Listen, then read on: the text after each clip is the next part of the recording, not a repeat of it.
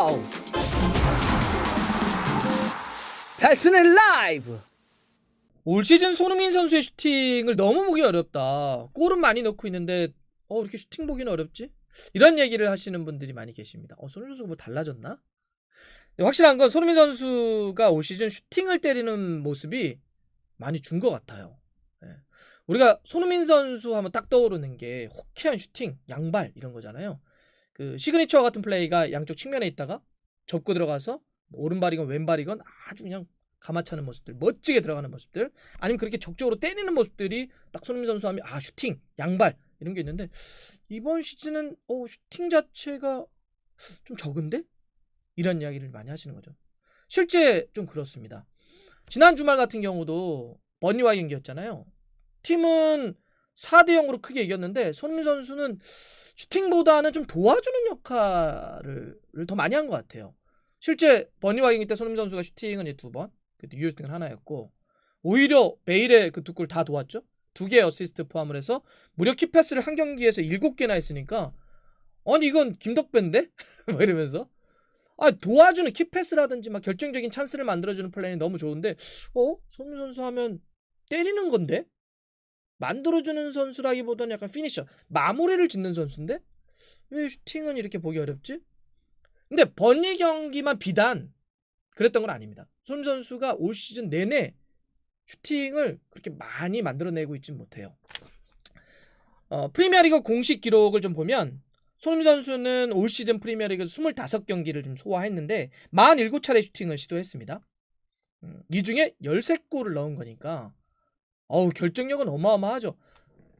손흥민 선수가 올 시즌 그러면 한 경기에서 3차례나 4차례 정도 슈팅을 때리면 그 중에 하나는 무조건 꽂혔다는 거니까 진짜 결정력은 대단합니다.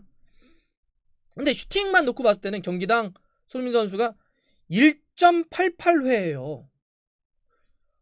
한 경기에 채 2차례의 슈팅이 나오지 않았다는 거잖아요. 이게 좀 적죠. 한 경기에 2개 이상의 슈팅을 못 때렸다고? 우리가 알던 손흥민하고 좀 다른데? 이런 얘기를 그래서 하시는 거죠.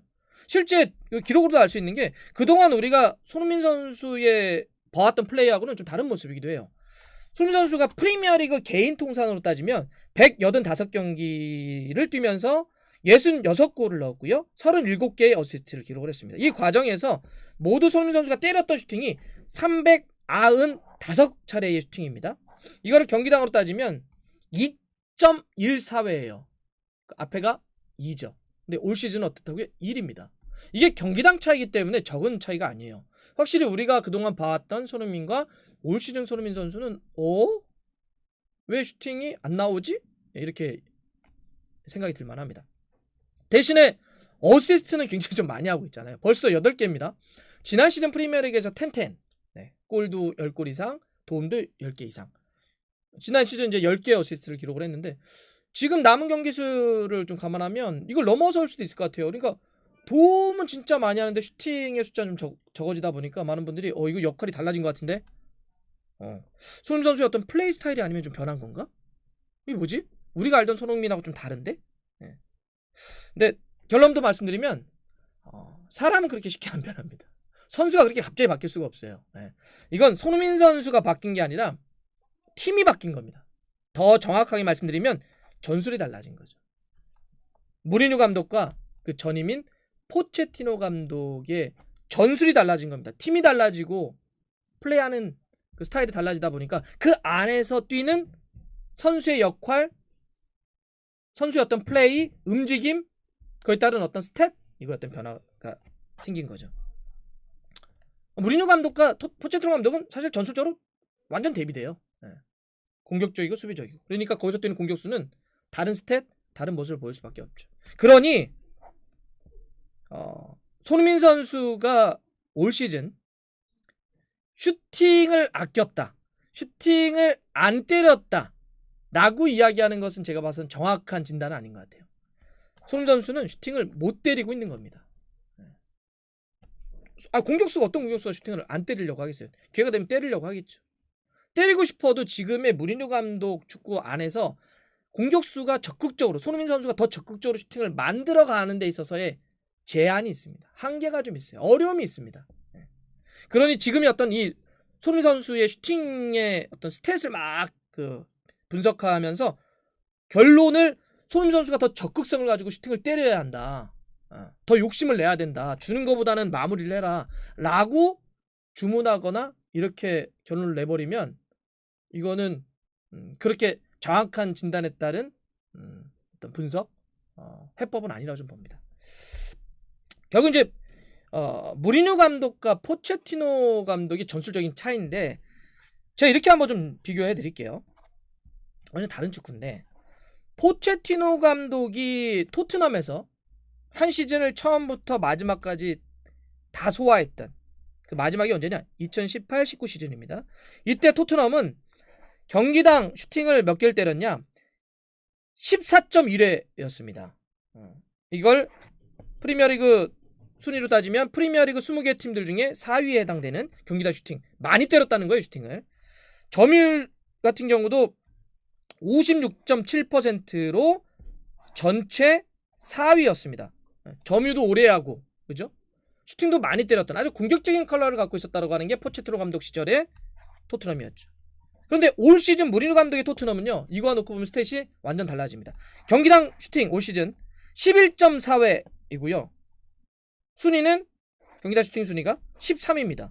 자, 이러면 포체티노 감독 시절과 놓고 봤을 때 경기당 슈팅 차이가 무려 3회나 떨어졌고요. 이건 커요. 경기당 슈팅이 이 정도로 차이가 난다는 거. 이 경기당 슈팅에 대한 순위도 포체티노 감독 시절엔 4위였는데 올 시즌 13위니까 9계단이나 하락했습니다. 네. 숫자도 줄고 순위도 굉장히 좀 떨어져 있죠. 점유율도 마찬가지예요. 점유율도 포체티노 감독 시절과 놓고 보면 6%포인트가 지금 떨어져 있는 거고요. 그 순위 자체도 점유율 순위도 6계단이나 추락한 그런 상황이죠. 그러니까 무리뉴 감독의 토트넘 상당히 좀 내려가 있다. 수비적이고 라인도 뒤로 물러놓고 경기를 한다. 그러면 당연히 공격적인 팀과 수비적인 팀에서 공격수가 플레이를 하고 특히 공격수로서 공격적인 플레이를 할 수 있는 거에 대한 그 조건과 상황은 달라질 수밖에 없죠.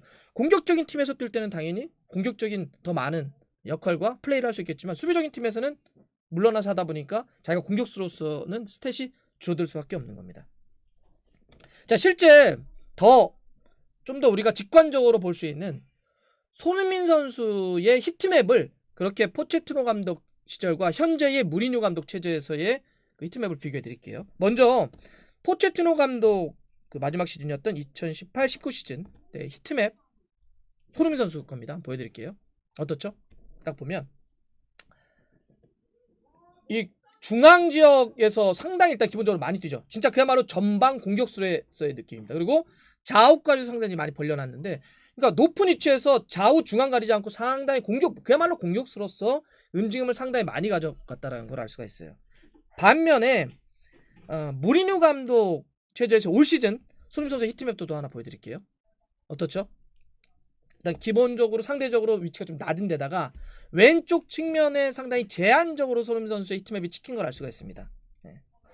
그러면 손흥민 선수가 이렇게 제한적으로 한쪽 측면에서만 때린다면 측면에서는 슈팅을 때리기가 쉬울까요? 어려울까요? 어렵죠. 네. 아까 포체티노 감독 시절엔 중앙에 있었기 때문에 더 많은 슈팅들을 때릴 수 있었지만 올 시즌 무리뉴 감독 체제에 있어서는 이 왼쪽 측면 쪽으로 아무래도 손흥민 선수를 가둬놓고 플레이를 하다 보니까 슈팅을 때리기가 어렵습니다. 반면에 측면에 있으면 뭘 많이 하나요? 크로스라든지 연결을 많이 할 수밖에 없죠. 그러니 연결을 하기 때문에 측면에서 연결하기 때문에 슈팅은 줄어든 반면 키패스라든지 어시스트 숫자는 올라가는 그런 현상, 그런 스탯의 변화가 있는 겁니다. 그러니 이거는 손흥민 선수 개인의 노력을 더해라, 더 열심히 뛰어라, 슈팅에 욕심을 내라 이렇게 된다고 하는 이 구조적인 전술의 틀 안에서 손흥민 선수가 갖고 있는 겁니다. 실제 그 포체티노 감독의 풀로 다 한 시즌을 소화했던 마지막 시즌이라고 계속 말씀드리는 2018-19 시즌 이때 손흥민 선수의 제가 스탯을 말씀드릴게요. 그때 당시에 프리미어리그 31경기를 손흥민 선수가 뛰어서 74차례 슈팅을 이제 시도했습니다. 그래서 12골을 넣었었는데 이걸 경기당 슈팅으로 하면 무려 2.39회예요. 네. 올 시즌 1.88하고는 격차가 더 벌어집니다. 상당한 차이를 가져가고 있는 거죠. 그럼 이때는 손흥민 선수가 슈팅을 더 욕심을 더 많이 내서 노력을 더 많이 해서 적극성을 더 가져가서 요때는 슈팅을 더 많이 때렸고 지금은 조금 욕심 안 내고 그냥 도와주려고 해서 아니라는 거죠. 예. 이거는 지금 틀 안에서 전술이 손흥민 선수를 이렇게 규정짓고 있는 거죠. 만약에 뭐 어떤 선수가 팀의 전술을 다 무시하고 뛴다면 이런 변화하고 무관하게 할 수 있겠지만 그럴 수는 없잖아요. 그럼 이거는 포체티노 감독과 무리뉴 감독 체제에서의 스탯의 변화다. 이렇게 좀 봐야 될 것 같습니다.